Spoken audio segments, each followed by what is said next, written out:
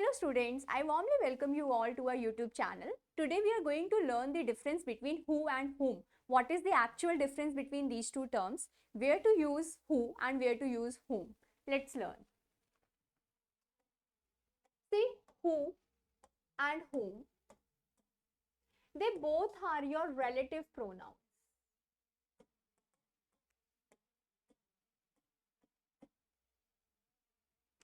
Relative pronoun का काम होता है अपने पहले वाले वर्ड को बाद वाले सेंटेंस के साथ रिलेट करना, ठीक है।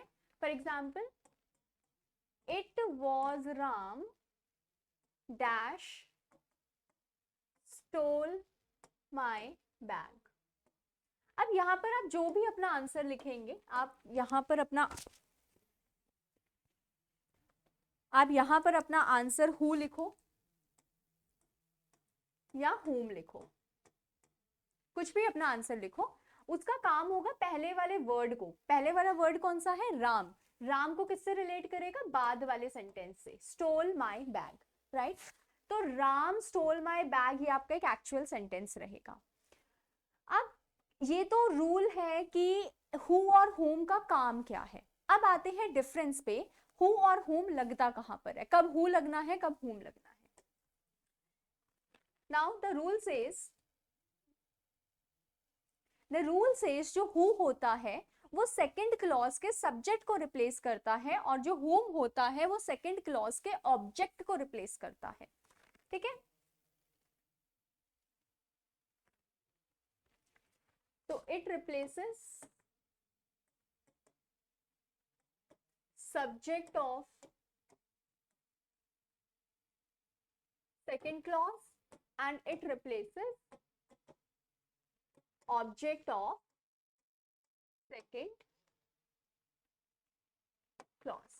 Okay guys, अब देखो, अब जो राम है इसका काम तो है पहले वाले वर्ड को दूसरे सेंटेंस में लेके आना, and this is your clause 2। आपको क्या देख करना है कि इसके पहले वाला जो भी वर्ड है, जैसे राम, राम को जब आप इस दूसरे सेंटेंस में लेके आओगे तो राम कहाँ लगेगा, वर्ब से पहले या वर्ब के बाद। तो दूसरा क्लॉज है क्या, इसको अलग से लिख लेते हैं, स्टोल माई बैग। अब इस सेंटेंस में राम को कहां लगाओगे, ऑब्वियसली बात है राम यहीं पे लगेगा। राम स्टोल माई बैग, तो ये सब्जेक्ट की कमी पूरी कर रहा है, वर्ब से पहले लग रहा है सब्जेक्ट। तो जब वो सब्जेक्ट की तरह लगता है तो आंसर क्या आता है, हु। इसलिए इस सेंटेंस में आंसर क्या आएगा, हु, whom नहीं आएगा, ठीक है। अब यहीं पर ही अगर मैं आपको सेंटेंस दूं, I helped a man dash was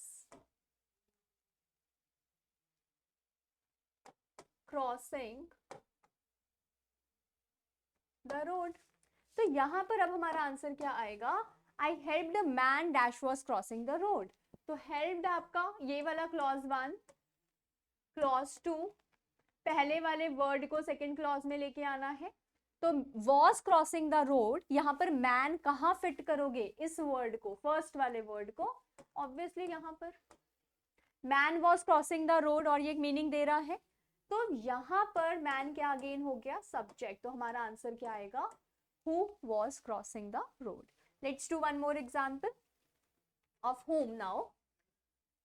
I saw a girl dash I met earlier too। I saw a girl dash I met earlier too। Again पहले वाले वर्ड को लेके जाओ, गर्ल को, इसके बाद वाले क्लॉज में। अब यहां पर गर्ल कहां आएगा, I met girl। तो वर्ब मेट आपका वर्ब है, वर्ब के बाद जो लिखते हैं वो क्या होता है, ऑब्जेक्ट। तो जो ऑब्जेक्ट की कमी पूरी करता है वहां पे आंसर क्या आता है आपका, whom। और यहीं पे पढ़ा था आपने, ऑब्जेक्ट है तो whom, सब्जेक्ट है तो who। तो दिस इज द रूल। तो अगर हम इसको नटशेल में बात करें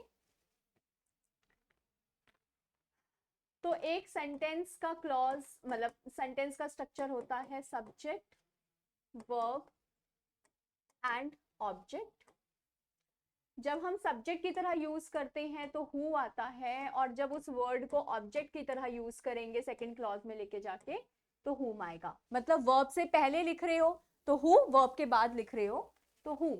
यहाँ पे met के बाद लिखा था verb की ऑब्जेक्ट की जगह, तो whom आया था, और यहाँ पर verb से पहले लिख रहे हैं was crossing से पहले सब्जेक्ट की जगह पे, तो who आया था. तो this is the difference between who and whom. I hope आप लोगों को समझ आया होगा. अगर आपको स्टिल कोई भी डाउट्स हैं तो you are most welcome in the comment section. Ask your doubts, we will answer your query. Thank you.